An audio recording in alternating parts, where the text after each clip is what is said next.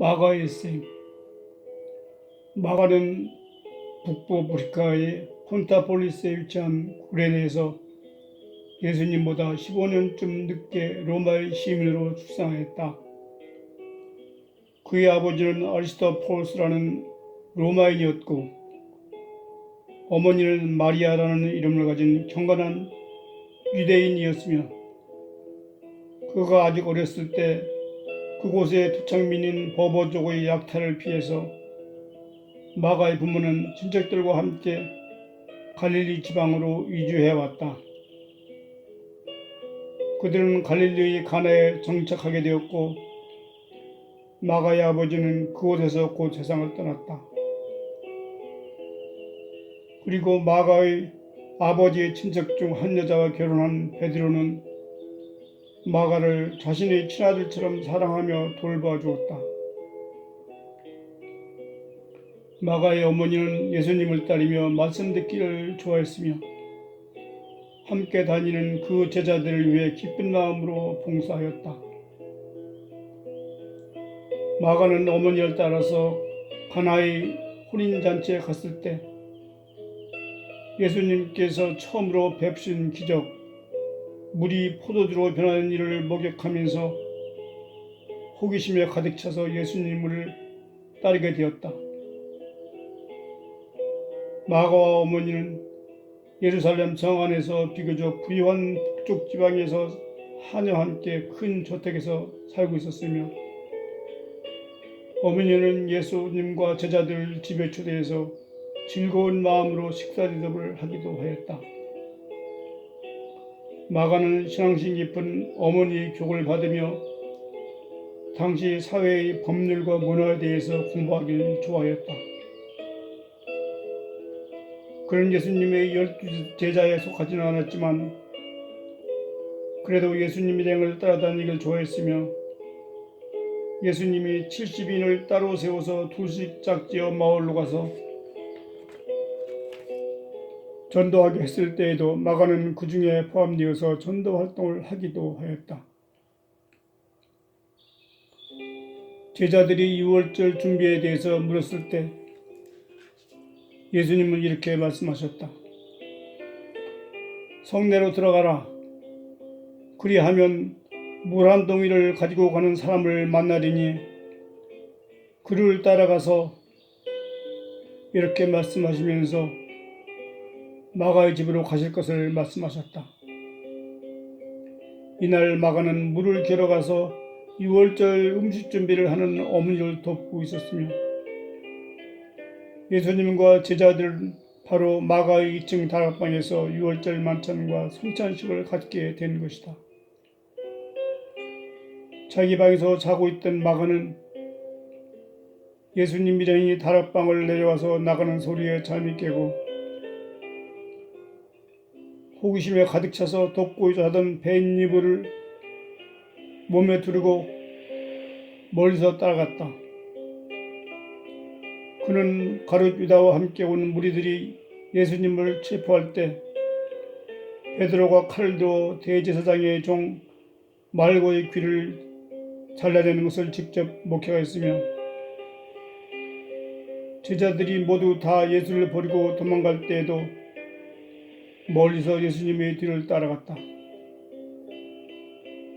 그러나 그는 곧 그 무리들에게 붙잡히게 되자 마가는 몸에 두르고 있던 배 혼이불을 벗어버리고 벗은 몸으로 달아났다.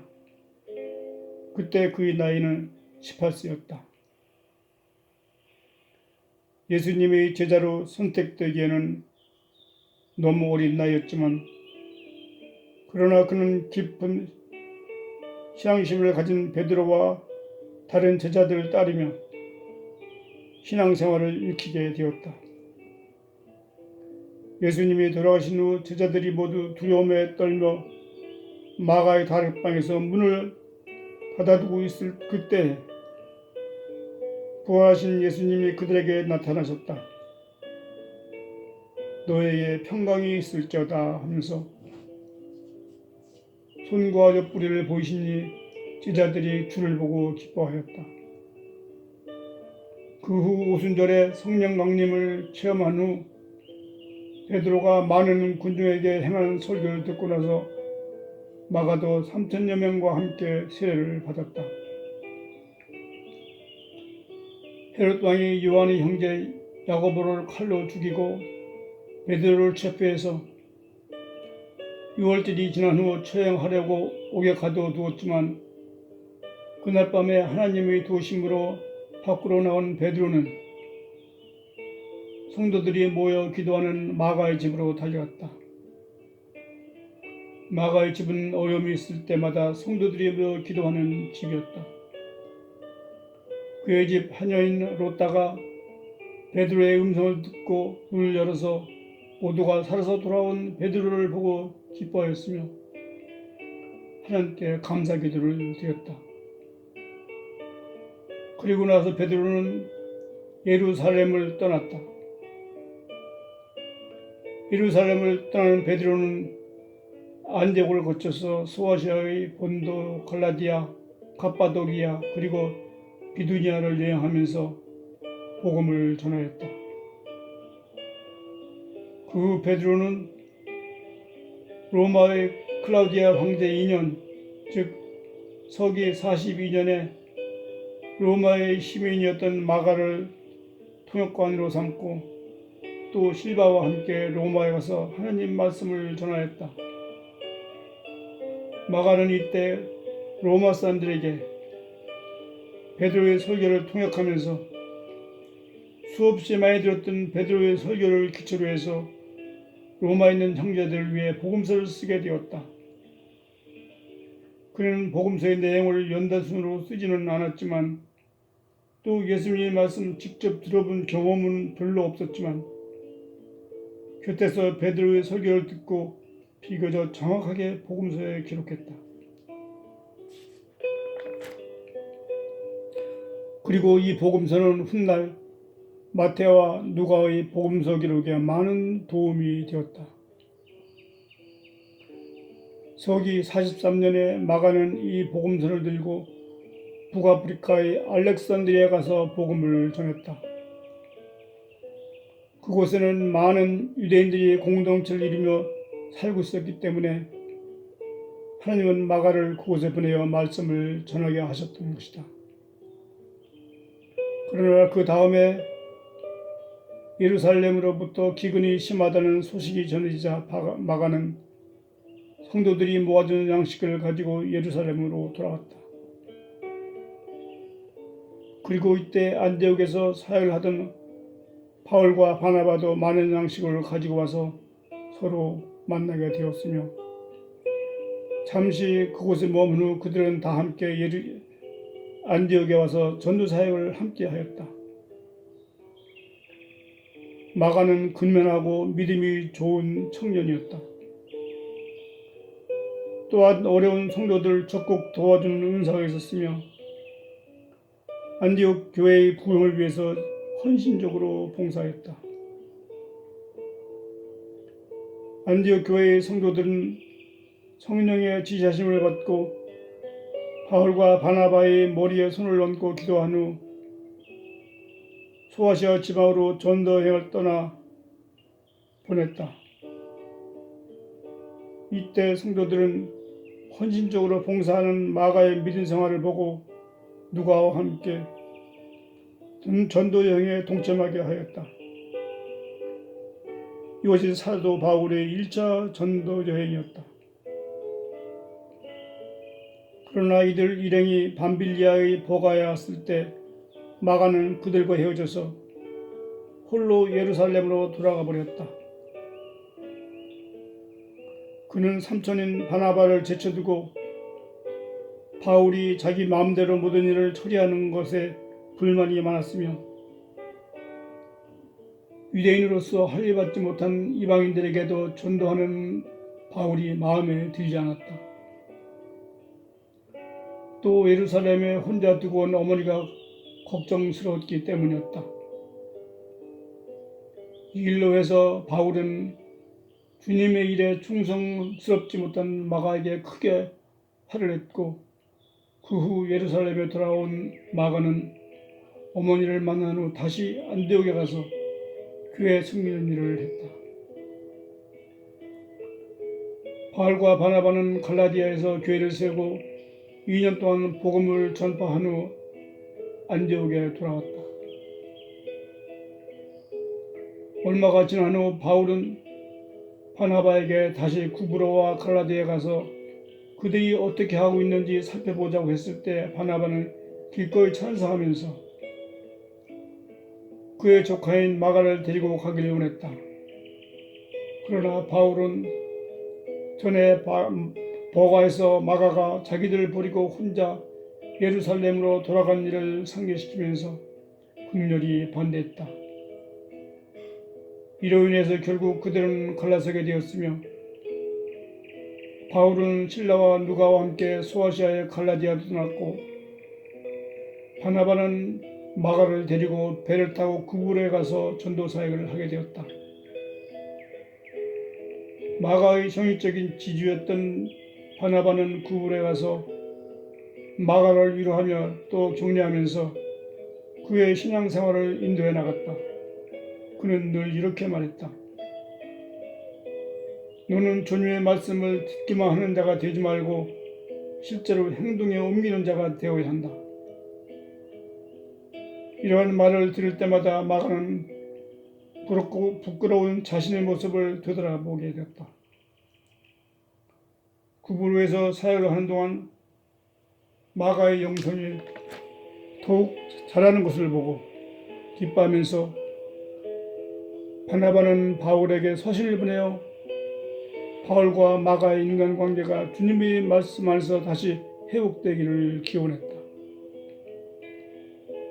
그 후 49년경 바나바가 세상을 떠난 후 마가는 몇몇 성도들과 함께 다시 알렉산드리아에 가서 더 처치 오브 알렉산드리아라는 교회를 세우고 부지런히 예수님 말씀을 전했다. 마가는 자기가 걸어온 신앙의 여정을 예로 들면서 때로는 넘어지고 포기했어도 다시 일어서서 지금까지 지켜온 믿음을 그들에게 전했다. 또한 자기의 삼촌인 바나바가 전 재산을 팔아서 그 돈을 모두 사도들이 발 앞에 갖다 놓은 것을 예로 들면서 누구든지 자기 재산을 자기 것으로 여기지 말고 어렵 이웃들과 통용하는 나눔의 신앙생활을 강조했다. 또 베드로와 여러 사도들을 따라 다니면서 보았던 그들의 믿음 생활을 들려주면서 성도들 모두가 예수님의 말씀을 꼭 지켜야 하는 교리로 생각하고 모임과 기도 생활에 전념해야 한다고 가르쳤다. 그 후 네로 황제 때 그러니까 서기 67년경 바울이 체포되어서 두 번째로 로마의 감옥에 있을 때 바울은 디모데에게 서신을 보내어 마가와 함께 자기에게 오도록 부탁했다. 바울은 마가의 근면함과 이웃을 돕는 봉사활동에 은사가 있음을 알기 때문에 그의 도움이 필요하기도 하였지만 또한 전에 1차 전도여행 때 혼자서 돌아갔던 마가에 대한 불편한 감정이 그를 늘 괴롭혔기 때문이기도 하였다. 디모데와 마가는 바울을 만나고 난 후 디모데는 곧 소아시로 떠났지만 마가는 혼자 남아서 바울을 열심히 도와주었다. 그 후 마가도 바울을 떠나서 소아시아에 있는 골로새 교회를 방문해서 빌레몬을 만나보고 또 예배소에서 디모데와 함께 사역한 후 다시 알렉산드리아에 가서 전도 사역을 계속했다.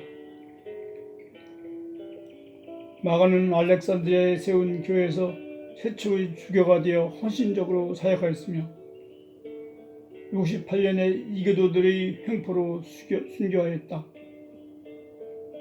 축제의 행사가 있던 그날 우상숭배에 빠져있던 그곳 주민들이 몰려와서 마가를 붙잡고 그의 목에 밧줄을 묶어서 말에 매달고 시내거리를 달리는 흠풀을 부렸던 것이다. 결국 마가는 자기가 세운 교회의 마당에 묻히게 되었고, 아프리카의 콥틱 교회 성도들은 4월 25일을 마가를 기리는 날로 정하고 있다.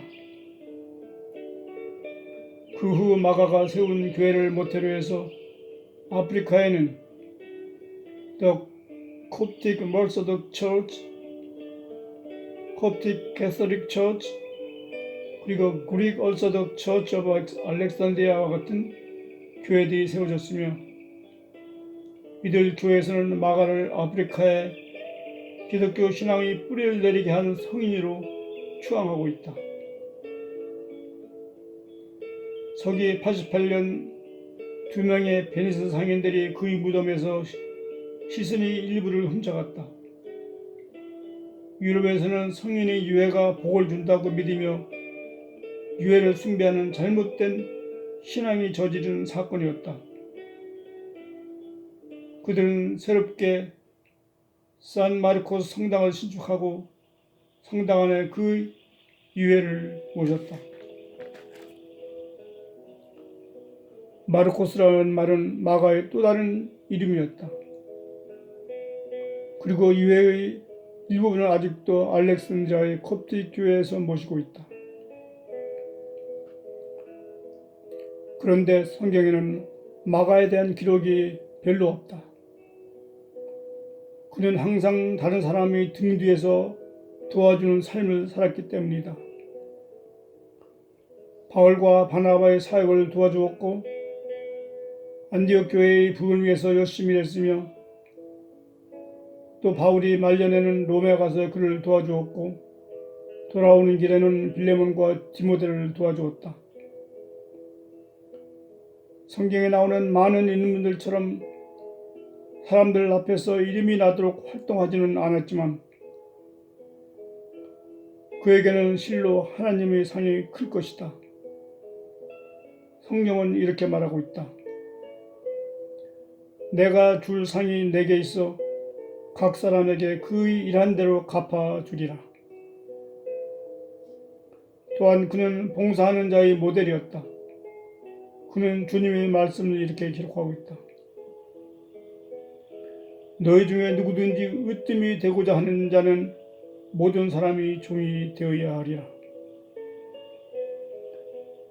그에게는 바울이 1차 전도여행에서 되돌아온 부끄러운 삶의 한 부분도 있었지만, 그러나 로마에 가서 베드로와 함께 통역으로 그를 도와주었고, 그 후에 다른 복음서의 기초 자료가 될 수 있는 마가복음을 남겼다. 이보다 더 훌륭한 그 업적은 곧 아프리카 전역의 기독교 신앙의 뿌리가 내리게 한 전도 사역이었다. 어찌 하나님의 상이 크지 않겠는가?